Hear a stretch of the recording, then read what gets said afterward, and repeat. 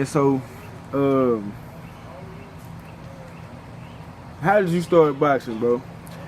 Well, when I was in Wichita Falls, I used to live in Wichita Falls back in like 2016.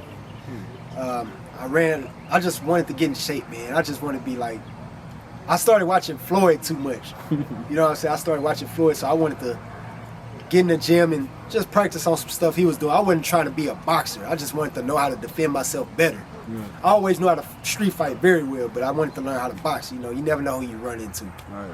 So I'm kind of the same with MMA right now. No lie. I ain't doing that shit. Don't worry about it. But yeah, man. I ran into Pueblo Boxing Gym in Wichita Falls, and I was just in there working out, man. And one of my boys named Sean Anastasio, he hit me up. He was just in the ring, just shadow boxing, and I don't know if he saw something or what, but he just hit me up. He just, hey man, you wanna learn some sparring? You wanna get some sparring in?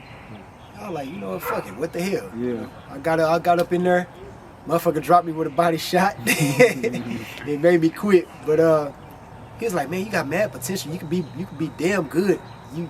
I could tell you're a natural. Yeah. And so, you know, I stuck with it, and that stuck in my head. So I stuck with it, and I got better and better and better.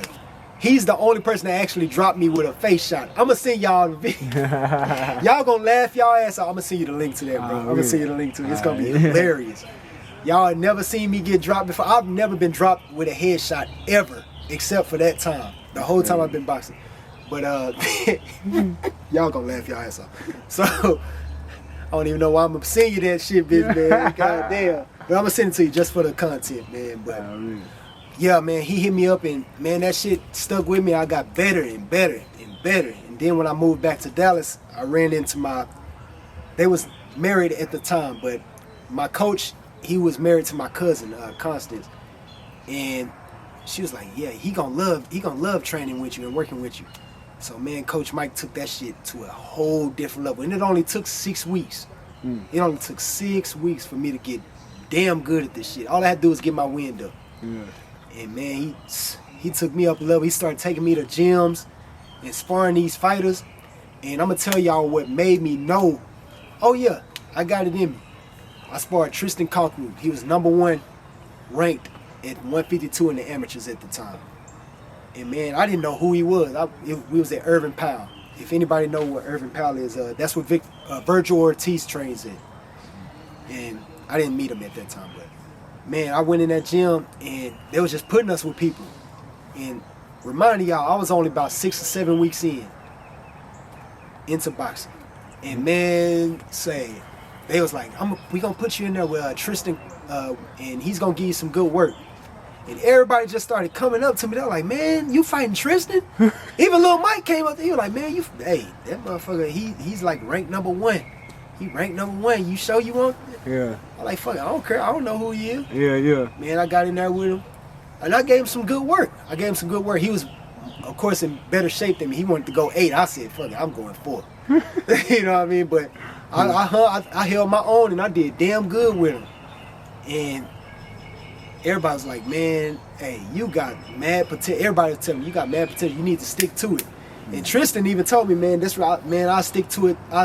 All his words will stick with me to this day, man. He was like, how many amateur fights you had? I was like, I ain't have none. Like, you don't have any amateur fights? I was like, no, I don't got none. He was like, man, you gonna run through this shit. And I only got 3 amateur fights in all. Yeah. I only got 3 amateur fights in all, so. But yeah, man, Tristan, he told me, man, hey, you can do something with it. You can do something with it. So, you know, that was the main thing that helped me get my motivation up to stick with it. Hatefully, I hate the way it ended, but hey, I had fun. I had fun on that journey. You know, ran into a lot of fighters. That's what's up, man. Tristan, he fight at like light heavy or something. Yeah, he fight light heavy. Then he go pro at like 17. Yeah. Young man. That's what's up. Golden Boy. I think he's still signed under Golden Boy. Yeah. Shout out to Tristan, man. Keep doing your thing, my boy, out there in Vegas. I know you're doing your shit. Man, when you started boxing, was you already into boxing? Like, was you already a fan of the sport? Oh, no doubt. No doubt. I was always watching Zab Judah. I was watching Floyd. And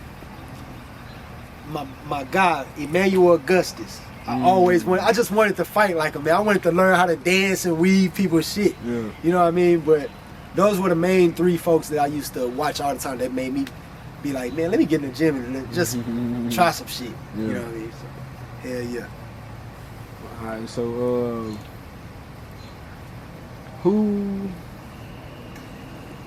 where did you think you got your style from? Vasily Lomachenko. That's exactly who I got my style from. And I just put a couple of more things with it.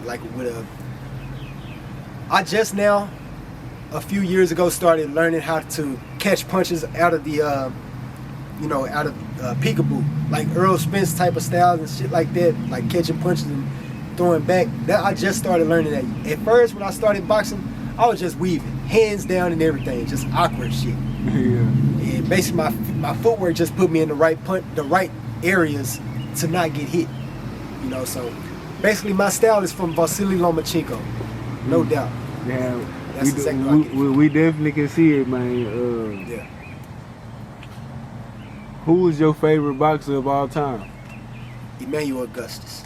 Out of everybody, Emmanuel Augustus. Out of everybody, man. That joker there, I don't think he get his just due because of his record. Yeah. He's starting to get it now because everybody been paying attention to his style, and plus Floyd put it out there that was his toughest fight ever. Mm-hmm. So he's finally getting the love that he deserved, man. Man, everybody, please give that man his flowers. He deserves it, man. Them people always had a dream matchup of, I think probably at a good weight, and maybe at 130 or about 130. I think. I don't think Prince Naheem got that big, but I think if they ever fought, it should be at 130, man. Prince Naheem, Emmanuel Augustus, 135. 130, who you got? Naheem off of controversy. Them judges ain't gonna give it to my boy, man. They used to hold him so bad. That's the only reason why people think that dude isn't good. Yeah. Man, I'm gonna tell y'all a good fight to watch. Emmanuel Augustus versus Mickey Ward.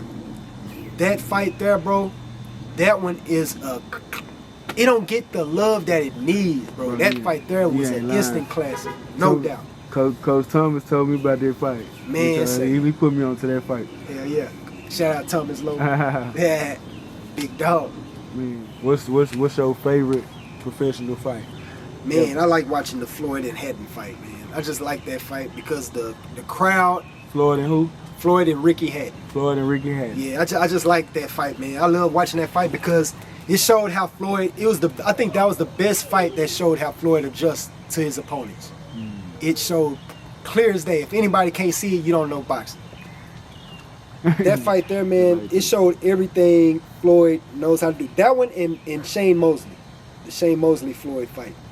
Those 2 fights right there. I watched those religiously. I watched Floyd fights like crazy, man. But that one with Ricky Hatton in the crowd chanting Ricky Hatton name, man, that energy, man, that atmosphere, that shit there was crazy. It was like the whole UK came to Vegas. Man, it was a crazy fight, but yeah, that's my favorite one. The Floyd Mayweather versus Ricky Hatton fight. I watch that fight at least once a week. No bullshit. That's a lot, bro. No bullshit. I just watched that fight, man. Really, man. Let's say you were in 12-round shape when you were a pro, man. If you can take any fight, who are you taking on? I would love to fight Devin Haney. Just because I don't like him, bro. Just because I don't like him. I just don't like Devin Haney. I just think he's spoon-fed into this shit. Like, I just don't like Devin Haney. I'm not usually a hater of anybody. I just don't like him. I don't like him.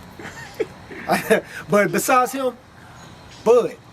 Bud, yeah. At what weight? 54. 54? Yeah. 54.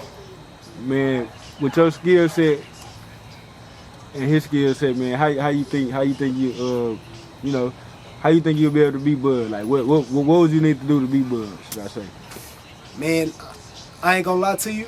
I just take whatever a fighter gives me. Whatever a fighter gives me. And with Bud, I wouldn't try to trade with him. I would not try to trade with him. I would try to box and do a lot of feinting.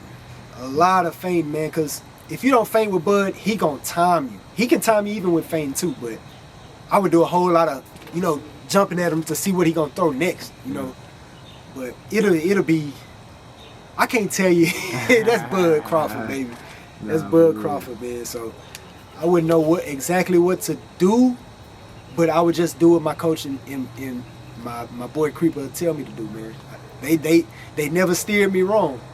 They never steered me wrong. Every time I sparred or fought and did what they told me to do, the shit looked beautiful. It looked beautiful. So, yeah. Oh, really?